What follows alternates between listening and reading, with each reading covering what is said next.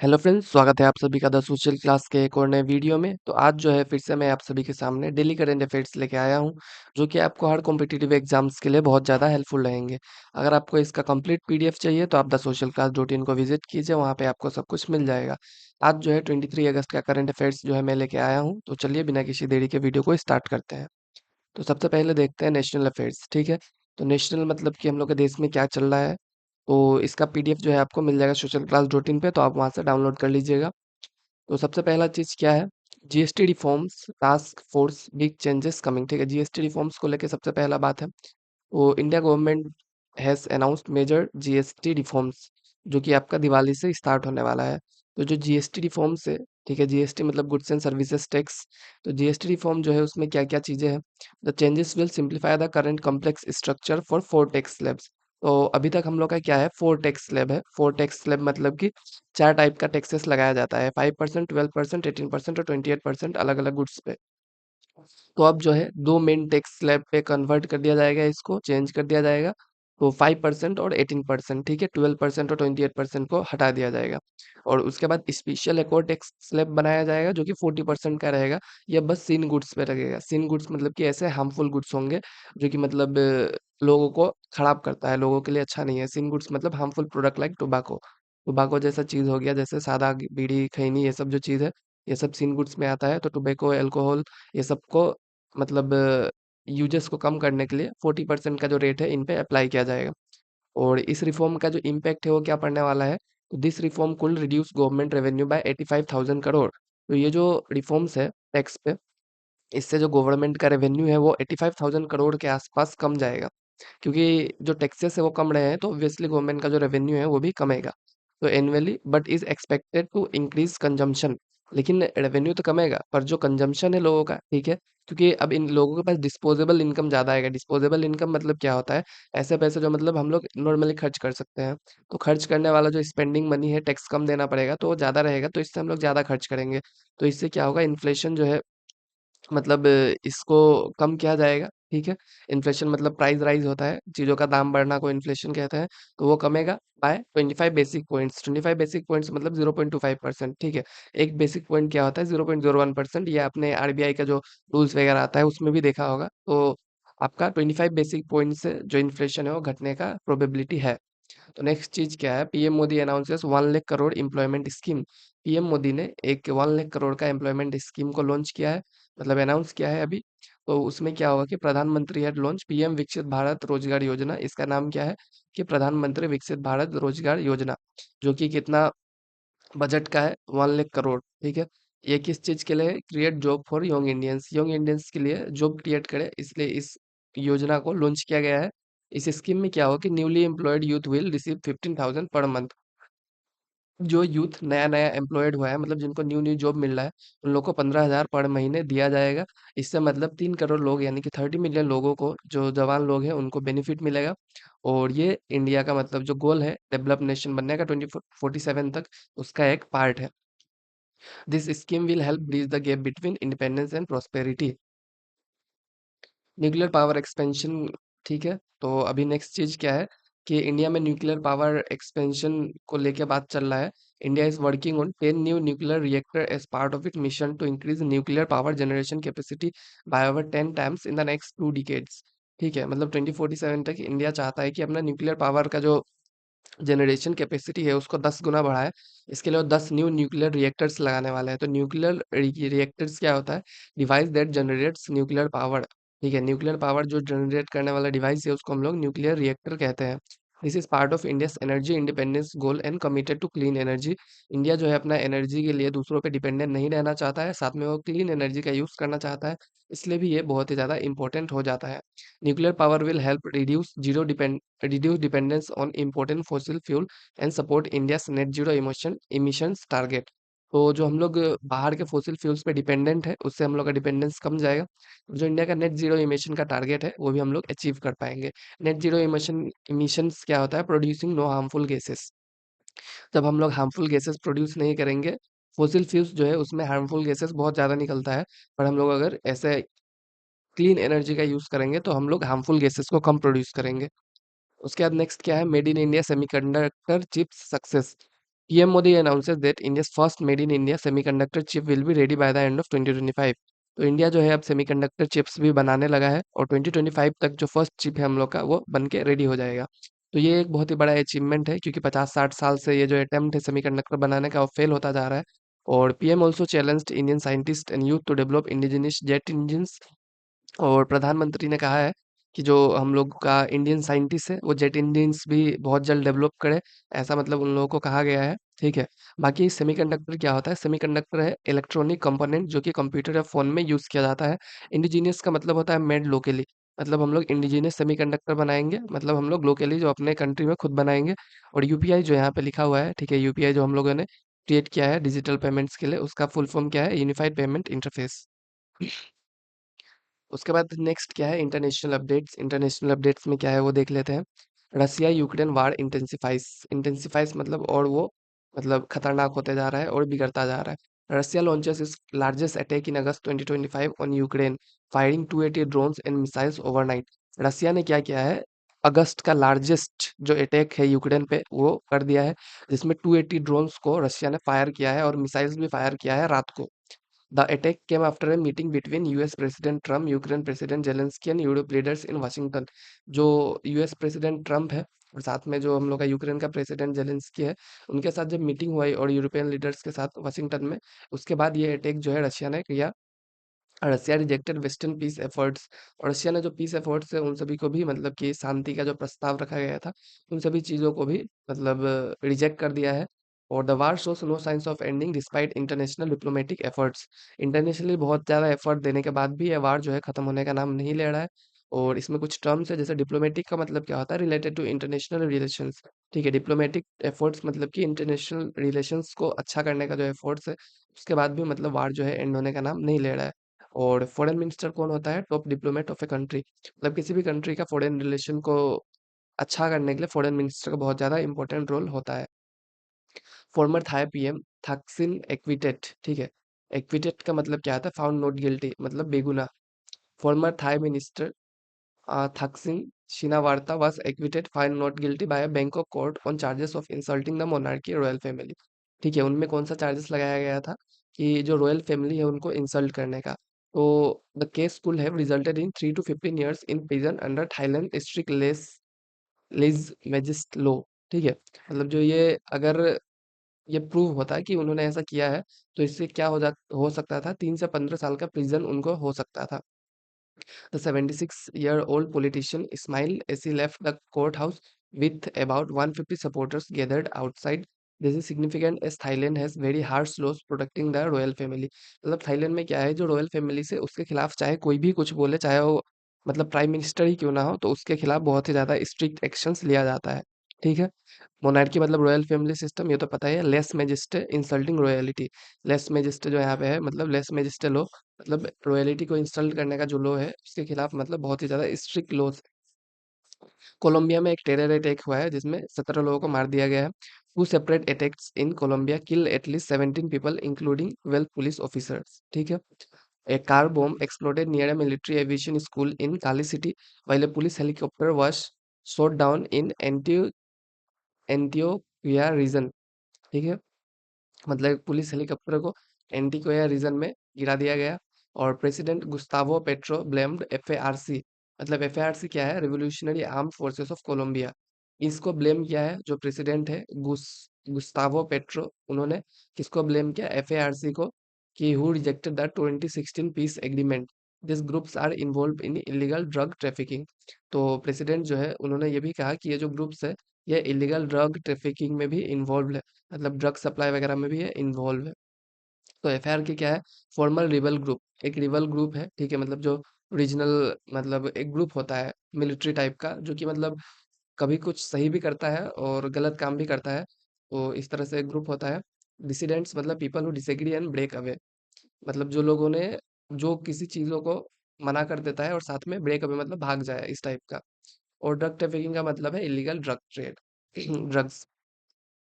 Iran nuclear tension continue. Iran is planning diplomatic talks with France, Germany and the UK to avoid UN sanctions over its nuclear program।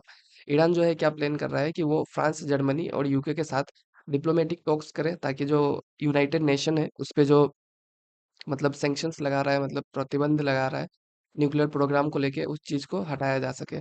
There are concerns about Iran nuclear activities and whether they are for peaceful purposes और weapons development. तो किस चीज़ को लेके concern है कि Iran जो है अपना न्यूक्लियर टेस्ट वगैरह करेगा, न्यूक्लियर एक्टिविटीज कर रहा है, तो पीसफुल पर्पस के लिए है या फिर वेपन डेवलपमेंट के लिए है। The international community is monitoring Iran's nuclear enrichment activities closely. This is a part of long standing tension over Iran's nuclear ambitions.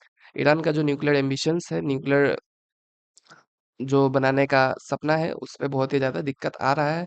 ठीक है, न्यूक्लियर एनरिचमेंट मतलब process to make nuclear fluid, और sanctions मतलब international penalties. ठीक है। Major earthquake in South Atlantic. South Atlantic में बहुत ही बड़ा अर्थक्वेक देखने को मिला है। A magnitude 7.5 earthquake struck in the South Atlantic Ocean far off the coast of Argentina. तो सेवन अर्थक्वेक का जो मैग्नीट्यूड कितना था, 7.5। ठीक है। The United States Geological Survey USGS reported this as a major earthquake. इन्होंने इसको मेजर अर्थक्वेक ऐसे रिपोर्ट किया। Fortunately being far from populated areas no immediate damage और कैजुअलिटी वेर रिपोर्टेड। मतलब ये पॉपुलेटेड एरिया से दूर था, तो कुछ डैमेज वगैरह यहाँ पे देखने को नहीं मिला है। और such under water earthquake can sometime cause tsunami but none were generated in this case. ठीक है। तो इससे मतलब अंडर वाटर अर्थक्वेक से सुनामी वगैरह हो सकता है, आपने ज्योग्राफी में पढ़ा होगा, पर इसमें कुछ भी ऐसा केस नहीं देखने को मिला है। सुनामी क्या है, लार्ज ओशन वेव। ठीक है। और मैग्नीट्यूड क्या होता है, अर्थक्वेक स्ट्रेंथ मेजरमेंट। अर्थक्वेक के स्ट्रेंथ को मेजर करने के लिए मैग्नीट्यूड वर्ड का यूज किया जाता है। तो मैग्नीट्यूड 7.5 मतलब कि उसका स्ट्रेंथ कितना था, वो चीज बता रहा है इसमें। उसके बाद कुछ इंपॉर्टेंट डेज के बारे में देख लेते हैं। तो नेशनल स्पेस डे। ठीक है, नेशनल स्पेस डे है अगस्त 23, माने आज का जो दिन है, इसमें नेशनल स्पेस डे मनाया जाएगा। Is celebrated as National Space Day in India, commemorating the historic soft landing of Chandrayaan 3, जो कि 2023 में चंद्रयान 3 जो है, मतलब हम लोग का लैंड हुआ था मून पे, उसी चीज को याद करते हुए हम लोग नेशनल स्पेस डे 23 अगस्त को मनाते हैं। India become the fourth country to land on moon and the first to reach the lunar south pole. India जो है वर्ल्ड का चौथा ऐसा कंट्री बना जो कि मून पे लैंड किया, और फर्स्ट ऐसा कंट्री जो कि मून का साउथ पोल पे लैंड किया हो। ठीक है। तो this day celebrate ISRO achievement, ये इसरो का अचीवमेंट जो है उसको सेलिब्रेट करता है। इसरो क्या है, Indian Space Research Organisation. Lunar मतलब related to moon, soft landing मतलब कि नॉर्मल जो लैंड करना है, उसी चीज के बारे में कहा गया है। International day for remembrance of the slave trade. August 23 is also observed as the International Day for the Remembrance of the Slave Trade and its Abolition। ठीक है। एबोलिशन का मतलब क्या होता है, एंडिंग, एंडिंग ऑफ स्लेवरी। ठीक है, खत्म कर दिया स्लेवरी को, उसके लिए भी हम लोग अगस्त 23 को ऑब्जर्व करते हैं, मतलब international day for remembering of the slave trade के नाम से। The 2025 theme is acknowledging the past, repairing the present, building a future of dignity and justice for all. ये है जो हम लोग का इस डे का थीम 2025 में। This day remember the million of people who suffered under slavery and promote human rights and dignity. तो इसमें क्या होता है कि बहुत सारे लोग जो लोग स्लेवरी सफर किए हैं उनको हम लोग याद करते हैं, और साथ में ह्यूमन राइट और डिग्निटी, सेल्फ रिस्पेक्ट, इन सब चीज़ों को हम लोग मतलब इम्पोर्टेंस देते हैं। बाकी देखते हैं स्पोर्ट्स अपडेट में क्या है। तो India Bangladesh cricket tour postponed. India white ball cricket tour to Bangladesh originally scheduled for August 2025 has been postponed to September 2026। मतलब जो इंडिया का क्रिकेट टूर था बांग्लादेश में, जो अगस्त 2025 में होने वाला था, वो मतलब सितंबर 2026 में अब अगले साल किया जाएगा। The tour was to include 3 ODIs, one day international and 3 20I, मतलब 2020 इंटरनेशनल। ठीक है। और उसके बाद the postponement was due to diplomatic tension and scheduling issue between both cricket board. This will have been historic as India's first bilateral T20I series in Bangladesh. तो ये historic क्यों है, क्योंकि इंडिया का जो सबसे पहला बायलैटरल T20I सीरीज बांग्लादेश का ये होने वाला था। बायलैटरल मतलब दो कंट्री के बीच में। ठीक है। तो ये पहला मतलब बांग्लादेश में इंडिया का T20I बायलैटरल सीरीज होने वाला था, इसलिए ये हिस्टोरिक है। US open tennis 2025 begins. US का जो ओपन टेनिस टूर्नामेंट है 2025, वो स्टार्ट हो चुका है। The final grand slam tennis tournament of 2025 starts on August 24, 2025। ये ग्रैंड स्लैम क्या है, major tennis tournament. Defending champions Jannik Sinner men's and Aryna Sabalenka women's will try to retain their titles. Defending champions कौन होते हैं, अगर आप देखें तो डिफेंडिंग चैंपियंस मतलब कि जो पहले से मतलब लास्ट टाइटल उन लोगों ने जीता था, जिनके पास अभी भी टाइटल है, विनर है वो लोग। तो मेंस के कौन थे? जेनिक सिनर और आर्या सिबलेंका वुमेन्स के। तो ये लोग फिर से ट्राई करेंगे कि जो अपना टाइटल है वो अपने साथ ही रखें। और कुछ हाइलाइट है जैसे कि 45 ईयर ओल्ड वेनस विलियम्स जो है उनको वाइल्ड कार्ड एंट्री मिला है इसमें। और the tournament feature the highest prize money ever with champion receiving $5 million each. मतलब ये जो टूर्नामेंट है आज तक का जो सबसे हाईएस्ट प्राइस पूल है उसको मतलब देंगे, जिसमें प्राइस पूल कितना है $5 million हर प्लेयर को, ठीक है।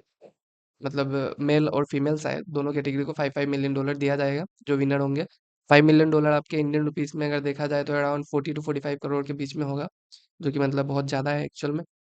Major football transfer window activity. मतलब फुटबॉल ट्रांसफर विंडो क्या होता है? देखिए ट्रांसफर विंडो मतलब कि ऐसा टाइम जब प्लेयर जो है एक क्लब से दूसरे क्लब में मतलब जाते हैं, ट्रांसफर होता है। तो ट्रांसफर फी क्या होता है? Money paid for players. मतलब कि किसी प्लेयर को लेने के लिए कितना पैसा देना पड़ता है, उस चीज़ का बात किया जा रहा है। The summer 2025 football transfer window June 16 to September 1, इतने दिन में इसी बीच में मतलब ट्रांसफर विंडो जो है वो चलेगा। इसमें मतलब बहुत सारा प्लेयर्स का मूवमेंट यहाँ पे देखने को मिला है। जो अर्सेनल है फुटबॉल क्लब, उसने विक्टर गैस्कर को 63.5 यूरो में खरीदा है। साथ में Martin Zubimendi for 51 million Euros. Manchester city जो है उसने जेम्स ट्रेफोर्ड को बर्नले से 27 यूरोस मिल मतलब 27 मिलियन यूरोस में खरीदा है। साथ में लिवरपूल ने लुइस डियाजे को बैर्न मुनिक को 66 मिलियन यूरोस में बेच दिया। उसके बाद इस ट्रांसफर से मतलब क्या इम्पैक्ट पड़ेगा कि अपकमिंग प्रीमियर लीग का जो सीजन है उस पर बहुत ज्यादा इम्पैक्ट देखने को मिलेगा, ठीक है। इसके बाद देखते हैं चलिए बिजनेस एंड इकोनॉमी का। तो India GDP growth projected at 6.7%। India का जो जीडीपी का ग्रोथ है वो प्रोजेक्ट किया जा रहा है कि 6.7% रहेगा। Economic expert projects India GDP growth at 6.7% for the first quarter of FY 2026। मतलब FY 26 फाइनेंशियल ईयर 2026 का जो फर्स्ट क्वार्टर रहेगा उसमें 6.7% का जीडीपी ग्रोथ देखने को मिल सकता है। इसको सपोर्ट किस चीज से मिल रहा है? Strong government spending and rural demand. This growth is driven by government capital expenditure, improving rural demand and a bio and service industry। मतलब जो रूरल डिमांड है वो बहुत ही ज़्यादा बढ़ रहा है और गवर्नमेंट जो है कैपिटल एक्सपेंडिचर भी बहुत ज़्यादा कर रहा है। इसलिए हम लोग को अच्छा जीडीपी का जो ग्रोथ रेट है वो देखने को मिल रहा है और आगे भी मिल सकता है। The growth source India's economic resilience despite global challenges. मतलब कि ये जो ग्रोथ है वो इस चीज़ को दर्शाता है कि इंडिया कितना मतलब इकोनॉमिकली और अच्छा होते जा रहा है, क्योंकि अभी ग्लोबल चैलेंजेस चल रहा है, ट्रेड वार वगैरह चल रहा है, उसके बाद भी अगर इंडिया का जो ग्रोथ है वो बहुत ही अच्छा चल रहा है, ठीक है। जीडीपी क्या है? Total value of goods and services produce. ये तो आपको पता होगा। कैपिटल एक्सपेंडिचर मतलब गवर्नमेंट का जो स्पेंडिंग होता है इंफ्रास्ट्रक्चर के ऊपर, कैपिटल गुड्स के ऊपर, उसको हम लोग कैपिटल एक्सपेंडिचर कहते हैं। और रूरल डिमांड क्या होता है? Spending by village people. जो विलेज पीपल है वो स्पेंड जो करते हैं उसी को हम लोग रूरल डिमांड कहते हैं। और हिस्टोरिक जीएसटी रिफॉर्म्स आया जो कि मैंने अभी आपको थोड़ी देर पहले ही बताया था। तो उस चीज़ के बारे में आप ये देख लीजिएगा एक बार कि जीएसटी रिफॉर्म्स में और क्या है इसमें, ठीक है। यहाँ पे मतलब यही कह रहा है कि जो जीएसटी रेशनलाइजेशन है इससे मतलब कंजम्पशन जो है 5.31 लाख करोड़ 1.6% ऑफ जीडीपी, इसको हम लोग बढ़ा सकते हैं मतलब, ठीक है। उसके बाद lower GST rate on essentials like food and clothing could reduce inflation. और अगर 85,000 करोड़ का रेवेन्यू लॉस हो रहा है फिर भी मतलब जो है इकोनॉमिकली अगर देखा जाए तो ये बहुत ही ज़्यादा अच्छा रहेगा। India space sector growth. India का जो स्पेस सेक्टर है उसमें किस टाइप का ग्रोथ देखने को मिला है वो भी देख लेते हैं हम। इसरो ने 433 सैटेलाइट्स लॉन्च किया है 34 कंट्रीज से, जिससे इसरो को सिग्निफिकेंट रेवेन्यू देखने को मिला है।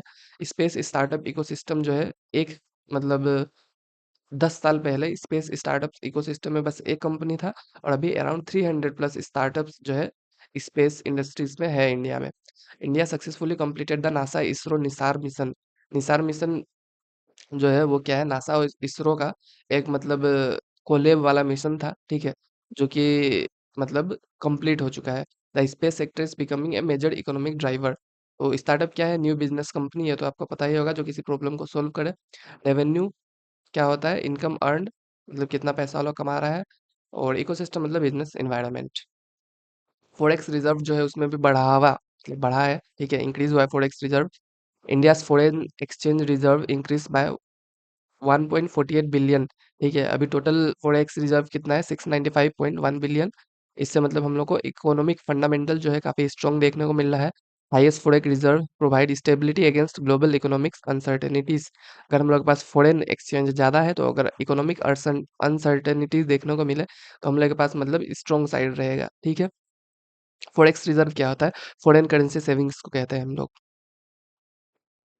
और electric vehicle tax exemption. Electric vehicles are now exempted from toll charges. Electric vehicles को टोल चार्जेस से एग्जेम्प्ट किया गया है। कहाँ पे? अटल सेतु पे। India's longest sea bridge connecting Mumbai and Navi Mumbai. इस अटल सेतु पे जो इलेक्ट्रिक व्हीकल्स है उस पे टोल टैक्स नहीं लिया जाएगा। इससे क्या होगा कि लोग जो है इलेक्ट्रिक व्हीकल को एडॉप्ट करना चाहेंगे और एनर्जी गोल्स को हम लोग मीट कर सकते हैं, ठीक है। फिर साइंस एंड टेक्नोलॉजी में क्या है देखते हैं। इसरो गगनयान मिशन रेडी है। इसरो का जो फर्स्ट अनक्रू गगनयान मिशन था, ठीक है, वो लॉन्च होने के लिए रेडी है दिसंबर 2025 में। और इसमें व्योमित्रा एक ह्यूमनॉइड रोबोट है, उसको यूज किया जाएगा टेस्टिंग के लिए। और ये जो मिशन है बहुत ज्यादा क्रूशियल है। इंडिया का फर्स्ट ह्यूमन स्पेस फ्लाइट होने वाला है। तो इससे क्या हो जाएगा, इंडिया जो है फोर्थ कंट्री बन जाएगा ह्यूमंस को सेंड करने वाला स्पेस में, किसके बाद? यूएसए, रसिया और चाइना के बाद, ठीक है। की terms uncrewed without human crew, ठीक है। अनक्रूड मतलब क्या होता है कि बिना एक्चुअल इंसान के, ह्यूमनाइड मतलब human like robot. NASA ISRO Nisar mission success. जो नासा इसरो अभी मैंने आपको बताया था साइंटिफिक एपेरेटर रडार निशान निसार जो मिशन है वो सक्सेसफुली लॉन्च हो चुका है। जो कि मतलब first joint earth observation project है इंडिया और यूएसए के बीच में। इसमें जो सैटेलाइट है उसका वेट कितना है? 6500 kg। Will provide high resolution and well all weather images of earth surface every 12 days. मतलब हर 12 दिन में मतलब all weather images earth surface का और हाई रेजोल्यूशन में इमेजेस जो है वो प्रोवाइड करेगा। और ये जो डेटा है ये environmental changes, earthquake, climate patterns, इन सब चीज़ों को मॉनिटर करने में हेल्प करेगा। नेशनल स्पेस डे सेलिब्रेशन जो कि आपको 23 अगस्त 2025 को देखने को मिला, उसी चीज़ के बारे में ये है।